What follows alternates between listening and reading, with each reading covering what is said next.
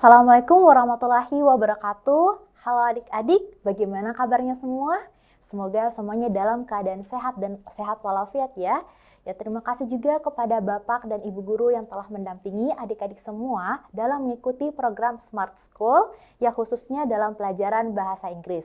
Bersama saya, Salwa Salsabila Mudian, generasi smart berkarakter cerdas Ki.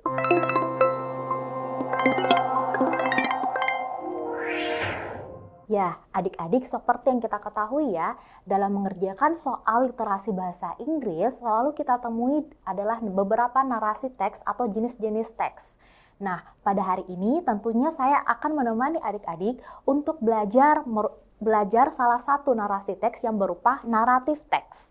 Ya, jadi ada beberapa narasi teks ya, ada berupa naratif teks, argumentatif ya, ada juga recount teks. Nah, pada hari ini saya khusus nih menemani adik-adik untuk bersama-sama belajar terkait dengan naratif teks. Jadi apa sih sebenarnya naratif teks ini?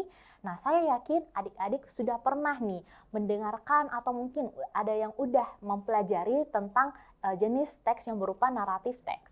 Nah, kita lihat ya sebenarnya apa sih naratif teks itu? Oke, kita lihat bersama-sama definisi dari naratif teks itu sendiri. Jadi, naratif teks itu adalah suatu tipe teks yang bersifat fiksi ataupun non-fiksi, text that tells a sequence of interconnected events over time, ya. Jadi, naratif teks itu adalah suatu jenis teks berupa fiksi, ya, berupa fiksi ataupun non-fiksi.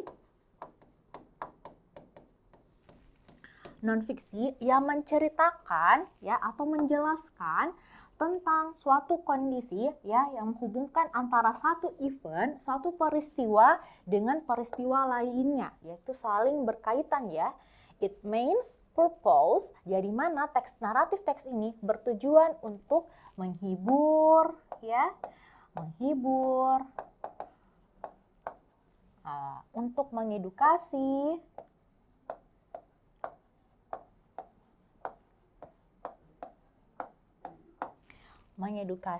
dan memberikan suatu pelajaran moral. Memberikan pelajaran moral ya.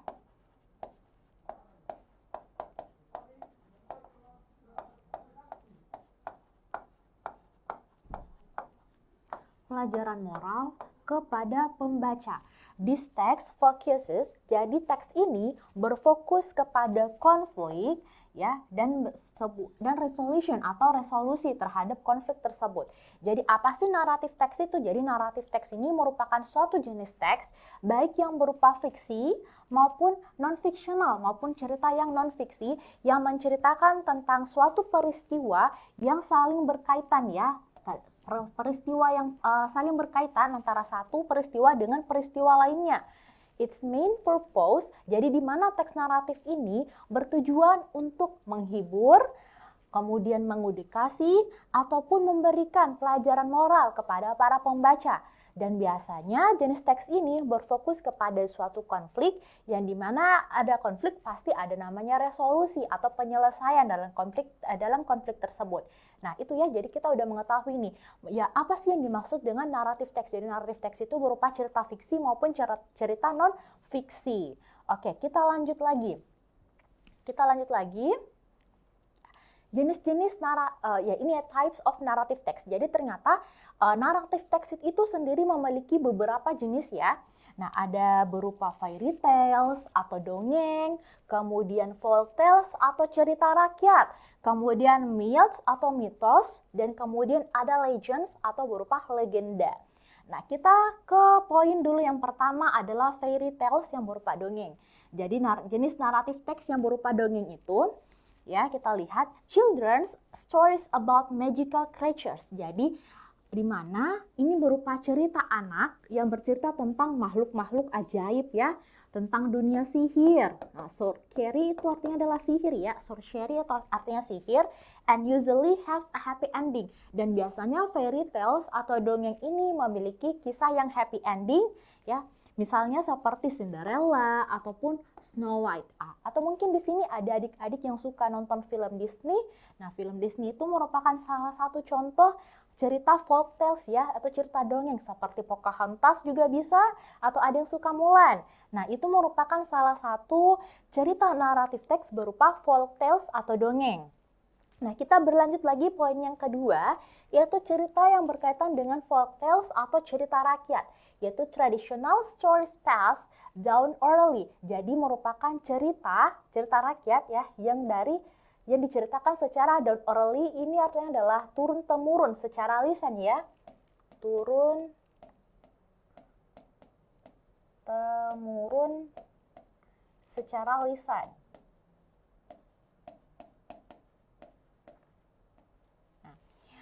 Often containing cultural values, jadi seringkali ya bercerita tentang kebudayaan ataupun sejarah dari suatu tempat tersebut.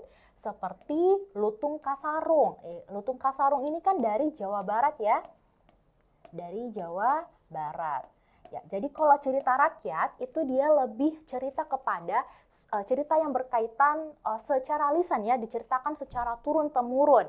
Nah, kemudian seringkali itu bercerita tentang kebudayaan ataupun tentang menceritakan the history of specific region, yaitu menceritakan tentang sejarah dari suatu tempat tertentu. Nah, misalnya ini adalah Lutung Kasarung dari Jawa Barat. Nah, ada juga misalnya kan kalau dari Sulawesi Selatan ada Putri Tadampalik atau si Lidah Hitam. Nah, oke, kita lanjut. Berikutnya adalah mitos. Mitos adalah cerita yang bersifat sakral. Nah, sacred itu artinya adalah sakral, ya, or historical atau sejarah yang berhubungan dengan culture, kebudayaan, bahkan seringkali bercerita tentang natural fenomena atau fenomena alam ataupun suatu of the origin ya, fenomena alam dari suatu tempat, of something by involving gods or superhuman heroes atau hal-hal yang berkaitan dengan dewa. Nah, misalnya adalah Nyi Roro Kidul atau cerita-cerita tentang Yunani ya, masyarakat Yunani atau dewa-dewa Yunani. Nah, kemudian yang terakhir, jenis naratif teks yang terakhir adalah legenda atau legends, yaitu di mana story atau cerita yang berhubungan dengan suatu tempat, kemudian orang, ataupun suatu event atau peristiwa tertentu yang di mana terkadang bersifat fakta. Misalnya adalah cerita tentang Sangkuriang, ataupun apalagi selain Sangkuriang, misalnya ada pembuatan Candi Prambanan ya, Roro Jonggrang. Nah, juga ini ada mungkin yang bisa saya tambahkan, yang terakhir adalah fables. Ya, fables. Fables ini adalah cerita hewan ya. Jadi hewan yang bertingkah laku seperti manusia, seperti si kancil dan kura-kura misalnya. Nah, jadi ini adalah beberapa jenis naratif teks yang perlu nih adik-adik ketahui. Jadi ada fairy tales, dongeng, kemudian folk tales, cerita rakyat, mitos, kemudian legends, legenda, dan cerita fables. Oke, does it clear? Oke, kita lanjut ya. Berikutnya. Oke. Nah, berikutnya kita akan mempelajari ya, memahami tentang jenis-jenis karakteristik ya dari naratif teks itu sendiri. Oke. Ciri-ciri naratif teks ini ternyata ada, kita bagi 5 bagian ya. Yang pertama adalah use of the past tense. Jadi menggunakan bentuk kata kerja lampau, yaitu di mana the events told have already happened. Dan ketika kita berbicara tentang masa lampau atau masa lalu, sudah pasti kita akan menggunakan apa teman-teman? Kalimat apa? Simple past. Ya. Simple past. Ketika kita menggunakan karakter sentence atau kalimat simple past, itu pasti berhubungan dengan subjek ditambah dengan verb kedua atau bentuk kata kerja kedua. Itu ya. Nah, kemudian berikutnya, poin yang kedua adalah use of adverb of time. Jadi adverb of time artinya adalah keterangan waktu. Keterangan waktu. Jadi adverbs of time are used to show the sequence of events. Jadi keterangan waktu itu akan menjelaskan ya bagaimana waktu ke waktunya. Misalnya adalah like once upon a time. Contohnya naratif teks biasanya menggunakan once upon a time pada zaman dahulu kala, suatu hari, atau finally.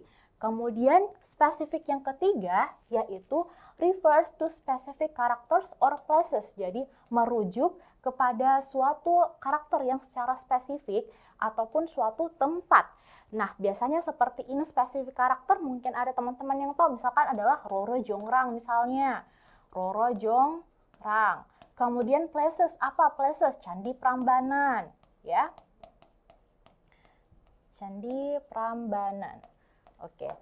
Kemudian ciri naratif teks yang berikutnya adalah presence of a conflict. Jadi memberikan ya suatu konflik. There is always a problem or climax. Jadi selalu nih ada problem atau masalah atau suatu klimaks that the main character must faces. Jadi yang dimana main karakter atau tokoh utama yang harus dihadapi ya. Nah, kemudian berikutnya yang terakhir adalah contains direct speech. Ini artinya adalah kalimat langsung. Kalimat langsung ya, often uses a direct quotes to enliven the dialect and characters like she said I am hungry. Nah, jadi ini adalah karakteristik atau ciri-ciri dari naratif teks. Yang pertama sudah pasti harus menggunakan bentuk simple past atau bentuk kata kerja lampau yang dimana sudah pasti menggunakan kata kerja kedua ya, menggunakan kata kerja kedua, kemudian ditandai dengan keterangan waktu yang pas atau masa lampau juga. Misalnya seperti once upon a time, pada zaman dahulu kala, atau one day, suatu hari, dan finally. Kemudian berikutnya adalah use of specific noun atau menggunakan karakteristik yang sangat spesifik. Misalnya nama tokonya ya, misalnya adalah Roro Jongrang, ataupun tempat tertentu misalnya adalah Candi Prambanan. Kemudian poin yang keempat adalah presence of a conflict. Jadi setiap cerita itu pasti ada konflik ya, ada suatu masalah, ada suatu klimaks. Nah, yang dimana hal itu harus dihadapi oleh the main character atau tokoh utamanya. Kemudian yang terakhir adalah contains direct speech, yaitu menggunakan kalimat langsung. Nah, ini adalah beberapa karakteristik atau ciri-ciri dari naratif teks itu sendiri. Oke, kita lanjut lagi. Ya. The purpose of the text, nah seperti dari awal ya, tadi kita sudah menjelaskan dari awal kalau naratif teks itu bertujuan untuk mengentertain atau untuk menghibur para pembaca by presenting or interesting story dengan memberikan cerita yang sangat menarik and often to impart moral message or a life value dan selalu memberikan pesan moral ataupun or a life value-nya. Jadi itu adalah salah satu tujuan dari naratif teks, yaitu untuk mengedukasi, kemudian menghibur, kemudian dikemas ceritanya secara menarik sehingga dapat memberikan pesan moral kepada para pembaca. Oke, kita lanjut lagi. Sudah ada purpose of the text dari naratif teks. Nah, kemudian generic structure. Jadi ternyata naratif teks itu memiliki generic structure. Ada strukturnya tersendiri ya. Misalnya di paragraf pertama itu apa, kedua itu apa, ketiga, keempat, dan seterusnya. Nah, kita mulai dari yang pertama. Yang pertama adalah orientation. Ya, yang pertama adalah orientation. Nah, orientation itu artinya adalah perkenalan. Nah, introduction of the characters, time setting and place setting, answer the questions, who, when, and where. Jadi di tahap orientation yaitu memperkenalkan ya karakter utama berupa place setting, berupa tempat. Answer the question yang dimana hal tersebut dapat menjawab pertanyaan who siapa, when kapan, dan where di mana. Kemudian yang kedua generic structure-nya itu adalah complication. Nah, apa itu sebenarnya complication? Complication itu adalah the part where the main problem or conflict begins to arise and develop. Jadi di mana bagian complication ini adalah di mana baru munculnya suatu konflik dan di mana konflik itu dapat berkembang. This is the core dan ini merupakan inti dari suatu cerita. Oke, kita lanjut lagi. Resolution. Resolution ini adalah the part where the conflict is resolved. Jadi di mana bagian ini merupakan konfliknya tuh sudah dapat diatasi. Is solved, dapat teratasi either with a happy ending or sad ending, di mana resolution ini itu dapat berupa happy ending or sad ending. Nah, kemudian yang terakhir yaitu adalah coda. Nah, coda itu merupakan adalah a closing statement atau pernyataan terakhir ya, that contains the change in the character, ya dapat berupa perubahan karakter dari main karakternya, dari tokoh utamanya, or the moral value, atau dapat memberikan pesan moral dari story tersebut. This part is often omitted. Nah, terkadang bagian kode ini dihilangkan ya, atau tidak tercantumkan secara tersurat, tapi tersirat. Nah, itulah jenis-jenis atau jenis dari generic structure dari narrative text, yaitu ada tahap perkenalan, kemudian complication, merupakan perkenalan terhadap munculnya suatu konflik atau masalahnya, kemudian resolution, bagaimana sih si main karakternya itu dapat mengatasi masalah tersebut, apa resolusinya. Nah, kemudian yang terakhir adalah pesan moral. Nah, biasanya pesan moralnya itu dapat dituliskan secara tersirat maupun tersurat. Nah, itu dari generic structure ya. Oke, kita lanjut lagi. Nah, ini saya berikan contoh nih kepada teman-teman, semua merupakan cerita dari Snow White. Jadi kita di sini adalah bersama-sama menentukan yang mana di sini orientation, complication, kemudian resolution, dan kodenya seperti apa. Nah, kita lihat. Oke. Kalau Snow White ini umum ya teman-teman. Oke, kita lihat pertama adalah ternyata orientation itu bukan biasanya lagi nih teman-teman, tapi kalau orientation itu terletak di awal paragraf. Biasanya ditandai dengan once upon a time. Jadi once upon a time, suatu hari nih, there lived a beautiful princess named bla bla bla bla. Jadi biasanya orientation atau tahap perkenalan itu tidak hanya menceritakan tentang ini ya, jadinya once upon a time, tetapi juga sudah ada tokoh yang diperkenalkan seperti Snow White, kemudian di sini dijelaskan The Evil Queen. Nah, kemudian ya, apa sih menjadi awal mula dari cerita ini? Nah, itu di tahap orientation. Oke, kita lanjut lagi. Nah, complication. Nah, tadi complication itu apa? Complication itu adalah awal mulanya suatu masalah dan berkembangnya masalah tersebut. Nah, one day when Snow White grew older, jadi ketika Snow White sudah tumbuh dengan dewasa, even more beautiful, the mirror gave a different answer. Jadi, cerminnya itu memberikan suatu jawaban yang berbeda. My queen, ratuku, you are fair, kamu cantik, itu benar. But Snow White is 1,000 times fairer than you. Tetapi Snow White itu 1000 kali lebih cantik daripada kamu. Dan hal ini membuat sang ratu menjadi marah. Ya, nah ini jadi awal dari konflik itu karena Snow White lebih cantik daripada ratu. Nah, kemudian di tahap berikutnya ini juga masih complication, oke, lost and terrified. Jadi karena merasa tersesat dan ketakutan, Snow White stumbled upon a small cottage. Jadi Snow White menemukan small cottage, menemukan pondok kecil. Inside she found everything miniature. Nah, di sini juga masih tahap perkembangan konfliknya, ya. Kemudian kita lanjut lagi di paragraf berikutnya. Nah, di sini juga masih complication ya, adik-adik. Nah, di mana di sini ternyata Snow White itu masih hidup, was still alive. Ya. Was still alive. She disguised herself as an old peddler. Ya.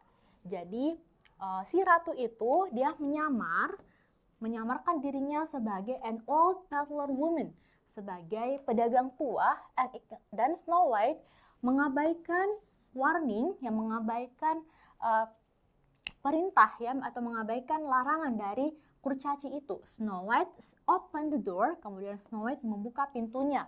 The Queen over Snow, jadi the Queen, ya ratu itu menawarkan Snow White berupa a shiny red poison apple. Jadi menawarkan ya apel yang berkilau, warna merah, dan beracun. Jadi shiny ini artinya adalah berkilau, berwarna merah, dan beracun. Jadi apel yang beracun ya. Snow White took a bite. Jadi Snow White itu hanya mengambil hanya sedikit saja dia menggigit apel tersebut dan immediately fell into a death like sleep, dan tiba-tiba dia jadi tertidur. The dwarf chased the queen away. But they couldn't wake Snow White. Nah, tapi kurcaci ini tidak bisa membangunkan Snow White. Heartbroken, they placed her in a glass coffin. Nah, karena hal tersebut, dengan hati yang sangat patah, jadi mereka menyimpan ya atau meletakkan Snow White di dalam peti mati, a glass of coffin ya, peti mati atau oke. Kita lanjut lagi berikutnya. Nah, di sini baru di tahap resolution. Resolution jadi terhadap permasalahan tersebut tadi, apa yang terjadi? Tiba-tiba ada a handsome prince, ya. A handsome prince, jadi ada pangeran yang sangat gagah, ya, riding the horse saw Snow White, untuk melihat Snow White, struck by her beauty, jadi terpanah terhadap kecantikannya Snow White. He asked the dwarf if he could move the coffin. Nah, dia meminta ya, dia minta kepada dwarf atau menanyakan kepada dwarf apakah dia bisa memindahkan peti mati tersebut. Nah, as the prince and dwarf lifted the coffin, jadi ketika pangeran dan dwarf atau kurcaci ini memindahkan peti tersebut, the movement dislodged the piece of poison apple from Snow White's throat. Nah, karena pergerakan tersebut, ya, itu membuat apel yang berada di tenggorokan Snow White itu keluar. Jadi throat ini artinya adalah tenggorokan.